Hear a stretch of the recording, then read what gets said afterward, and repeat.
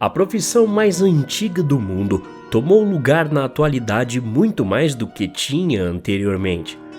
Agora disseminada pelas redes sociais e locais físicos de grandes cidades a pequenas, as profissionais do sexo têm espaço de fala para compartilhar suas experiências mais perturbadoras e nojentas que já tiveram. E olha que isso elas têm de sobra. Nesse vídeo serão apresentados relatos de profissionais do sexo que compartilharam os piores momentos de suas vidas enquanto prestavam seus serviços.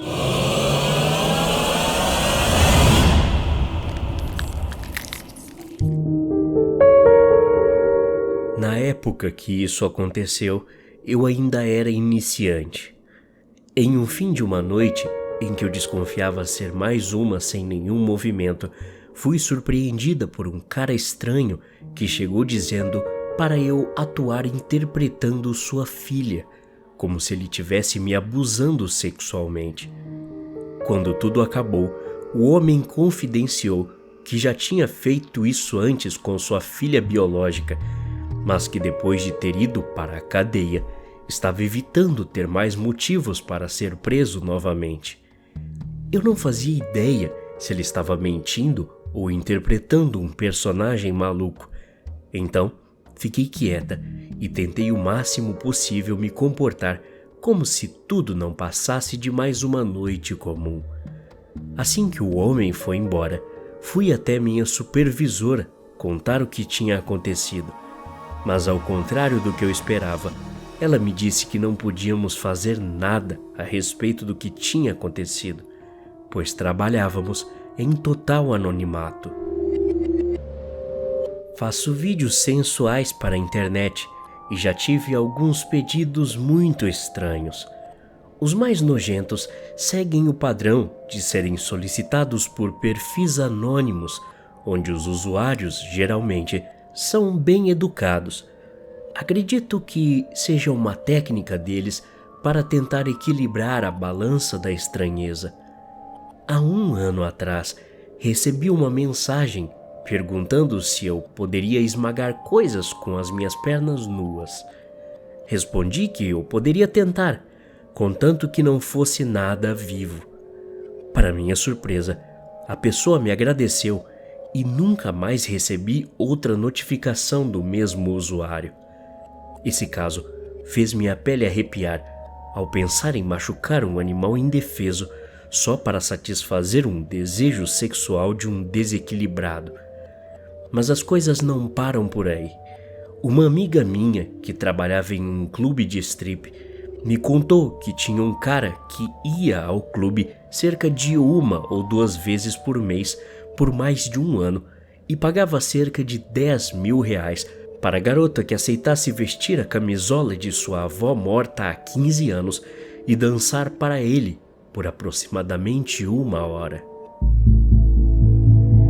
Eu trabalhava em uma casa de strip especializada em festas de despedida de solteiro, mas cerca de 3 vezes por mês também prestava serviços em um clube que me rendia um dinheiro extra.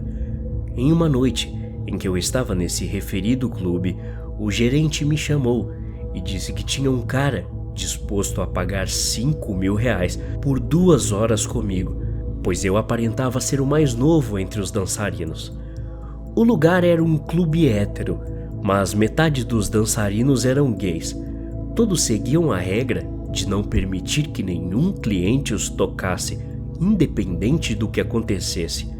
A outra condição era que não acendêssemos as luzes para que os clientes mantivessem anonimato.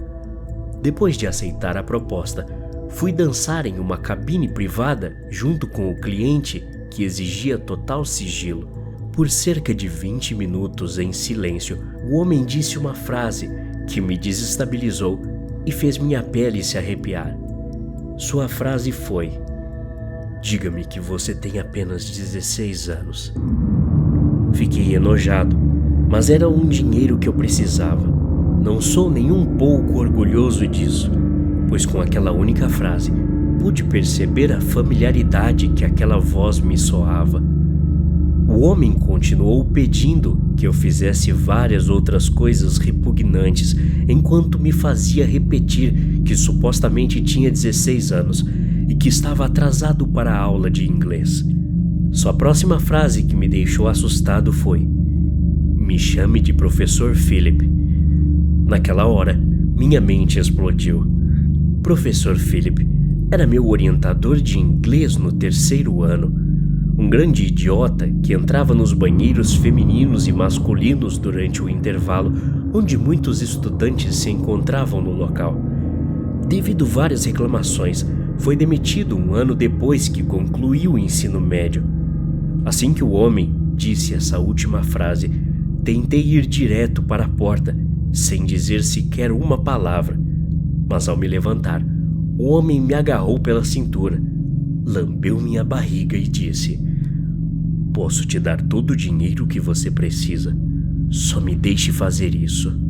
Eu o empurrei e saí correndo da cabine, o abandonando sozinho no lugar, sem entender o que tinha acontecido de fato. Mas fiquei aliviado por não ter como ele me reconhecer. Sou dominatrix há uns 4 anos.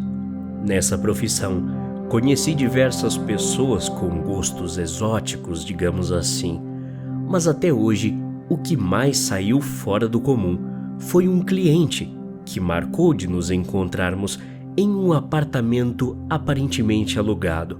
Ao chegar até o local combinado, encontrei o homem de mais ou menos 45 anos, a caráter, usando touca, babador e fralda por baixo da calça. O cara me atendeu na porta enquanto chupava uma chupeta amarela de tamanho normal. Me cumprimentou e seguimos, com ele me orientando o que eu deveria fazer para o satisfazer.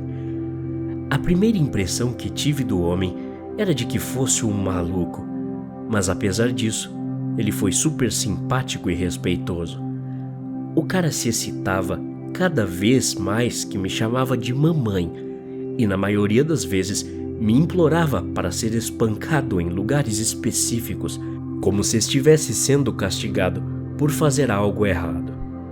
Sei que tudo isso pode parecer loucura, mas é esse tipo de cara que me paga super bem. Comecei a ser profissional do sexo depois de passar por algumas necessidades, assim que me mudei da minha cidade natal para ingressar em uma faculdade de renome. Minha família me ajudou no início, porém começaram a ter dificuldades financeiras devido ao meu pai ficar doente. Tudo começou com um serviço para um amigo próximo, mas acabei pegando gosto. Com o tempo, conheci várias pessoas de classes sociais diferentes e gostos peculiares. O cara que mais me atormentou os pensamentos foi um que lambia meus pés, mas me pagava uma quantia absurda.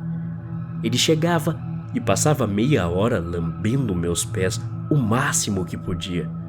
Depois disso, começava a lamber seus próprios pés. O mais estranho é que não se importava se eles estivessem sujos ou mesmo fedorentos. Esse mesmo homem era tão doido que chegava a me presentear frequentemente com meias de várias estampas, com o intuito de que eu as usasse e as entregasse a ele uma semana depois ainda sujas. Na realidade, tenho 3 histórias que me perturbam até hoje. Já fui cam girl nas horas vagas em que não estava muito afim de lidar com pessoas pessoalmente. Nessa época, trabalhei em um site onde as garotas faziam shows privados e seus clientes tinham a liberdade de ligar ou não suas câmeras, caso preferissem. Um dos meus clientes era um cara que ficava deitado no chão, com as costas apoiadas na lateral da cama, para que ele ficasse de cabeça para baixo. Tudo o que o homem desejava que eu fizesse era dizer coisas nojentas, enquanto o assistia se masturbar e sujar seu próprio rosto com seu sêmen. Ainda trabalhando como cam girl, cruzei o caminho com um velho que pagava R$ 200 para vê-lo se masturbar e latir enquanto usava meias compridas penduradas nas orelhas como se fosse um cachorro. Esse trabalho durou menos de 2 minutos, mas foi o suficiente para me fazer pensar o quanto as pessoas são malucas quando não dão as caras pessoalmente. O outro homem que atendi, dessa vez pessoalmente, só queria que eu cuspisse bolhas cheias de catarro em sua boca enquanto ele ficava deitado no chão com a boca aberta. Eu raramente fico com nojo, mas simplesmente não consigo lidar com grandes quantidades de cuspe ou catarro. Foi preciso muito esforço para não vomitar nesse dia. Até a próxima. Obrigado.